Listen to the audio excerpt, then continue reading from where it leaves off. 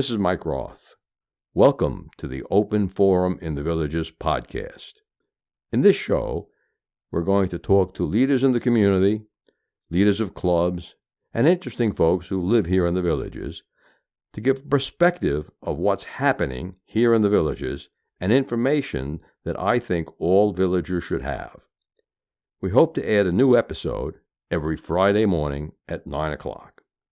This is Mike Roth, here today on episode number 4 of Open Forum in the Villages. I'm here with John Kase. John, thanks for joining us. It's my pleasure, Mike. Thanks for having me. Good.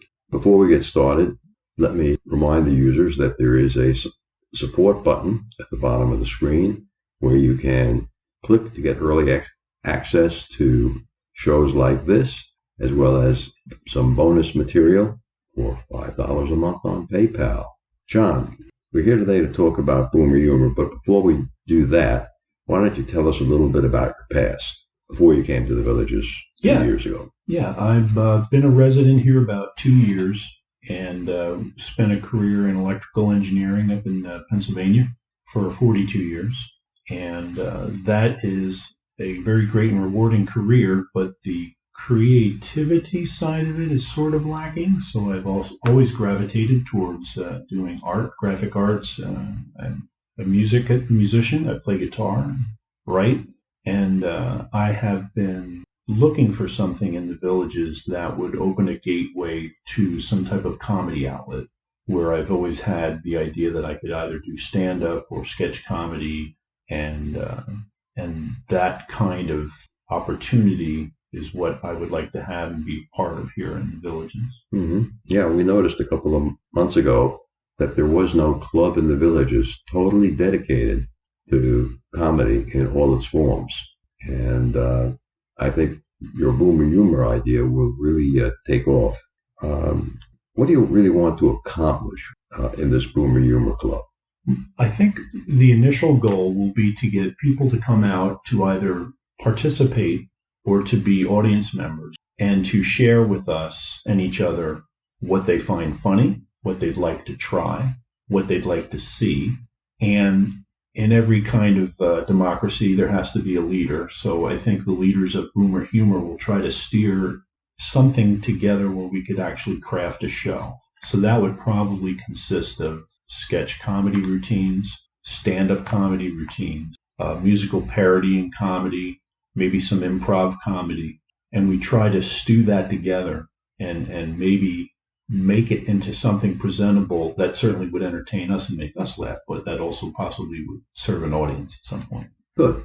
And just to remind our listeners that the next Bomor Humor meeting is coming up this Friday, May 13th, from 7 to 9 p.m. at Bacall.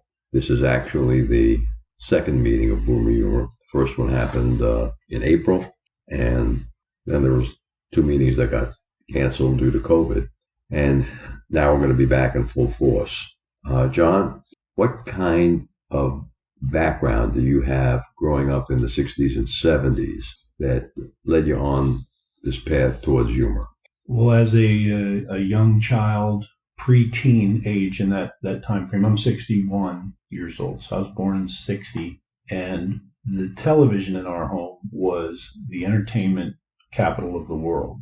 Everything came into us via that television. The high points of that were, for me and my family, we liked the comedy variety shows like Hollywood Palace, or the Carol Burnett Show, or even The Honeymooners, which was sketch-based comedy.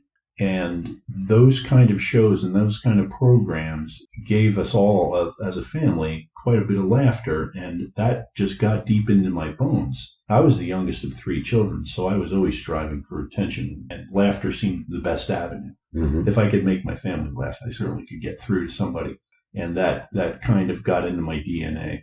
But those shows and those programs are so vivid in my mind that I remember those things. And even going into the 70s, when I was a teenager, age 15, that's when Saturday Night Live launched on the NBC network.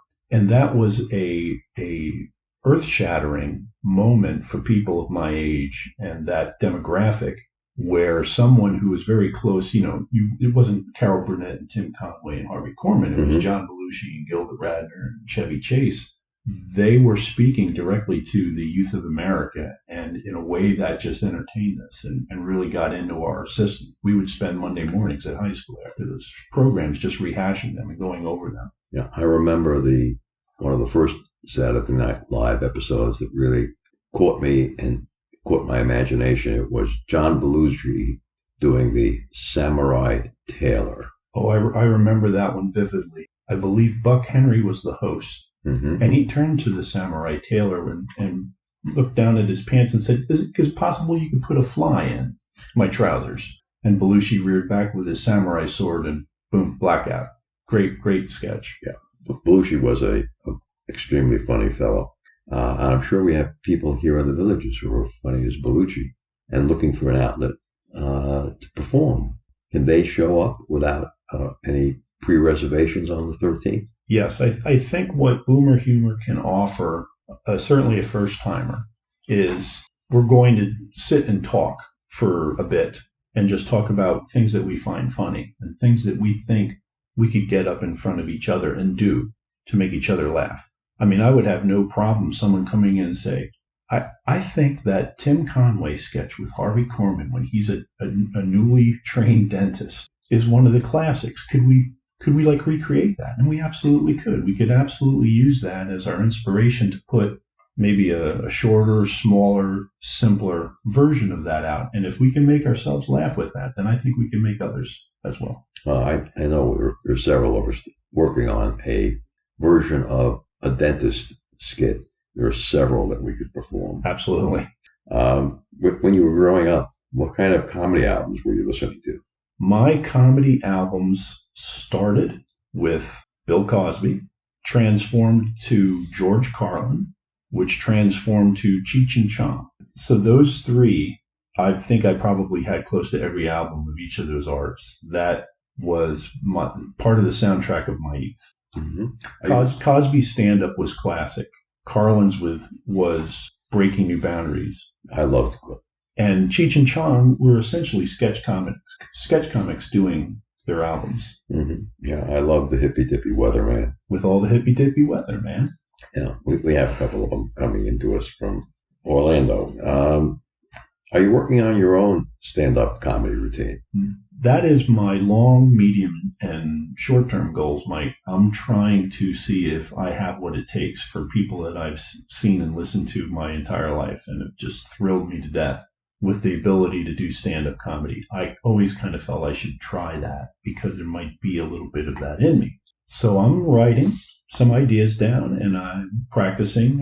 Usually I'll try my wife out first and she'll give me a thumbs up or a thumbs down, and then a couple of neighbors. And I'm crafting. I'd say I try to get a tight 5 minutes, and I would love to be able to put that in front of the Bomor Humor group and get their feedback. I'm not quite there yet, but I'm getting there. Good. And if anyone who's listening to this thinks they have a few jokes or even a routine, are they welcome on the 13th at 7 p.m. at Bacall? Absolutely. What we want to use the Bomor Humor, I'll call general meetings, would be to bounce ideas off of each other, maybe work on crafting them into some shape or form, and giving each other positive feedback to tighten things up, take this part out, put that part in. I think it's almost a goal of taking those meetings and what we've able to generate from them and then come up with a performance out of that. So maybe if we have the next 6 meetings, probably 3 or 4 of those will be working on crafting things. Once we can get things crafted, then we could possibly start to rehearse them and see if we can make each other laugh. Right. And people can do old routines, things like Abbott and Costello's Who's On First. Absolutely. It's a word piece. You have to be sharp. Right. But this is also a practice for them. So do they have to memorize something like Who's On First, or can they actually read a script? I think reading a script is part of any comedic actor's process. You have to be able to get the timing down. You have to be able to follow some direction, and you have to give your other actors an opportunity. We're going with something in sketch comedy. So I think maybe we bring some scripts with us and we just kind of do a sit and a table read and see how it goes. See if we can just read the words on the page and make each other laugh or get a chuckle. And that usually is a good indication we might be on something. Well, that's good. The meetings are going to be regularly held at Bacall. That's correct. And that would be on the second and fourth Friday of the months going forward. And it's from 7 to 9 p.m. People have to make a reservation? No, we'll have a guest sign-in sheet for those that are interested. We certainly would like to get your contact information, if for no other reason than to keep you in the loop when we've got things scheduled, if we have a schedule change, maybe some suggestions of things to bring, an idea to jot down or note. And if that is just you coming in from finding out about us, that's great. We would love to have them. Good. Remember, our next episode will air live next Friday at 9 a.m., or should I say pre-recorded, but that's when it'll be released on our regular subscriptions. Bonus subscribers can get early access to episodes. Should you want to become a sponsor of the show, contact me at mikeroth@rothvoice.com. If you know someone that you think should be on the show, send me an email at mike@rothvoice.com. I want to thank everyone for listening to the show. The content of the show is copyright by Roth Voice 2022, all rights reserved.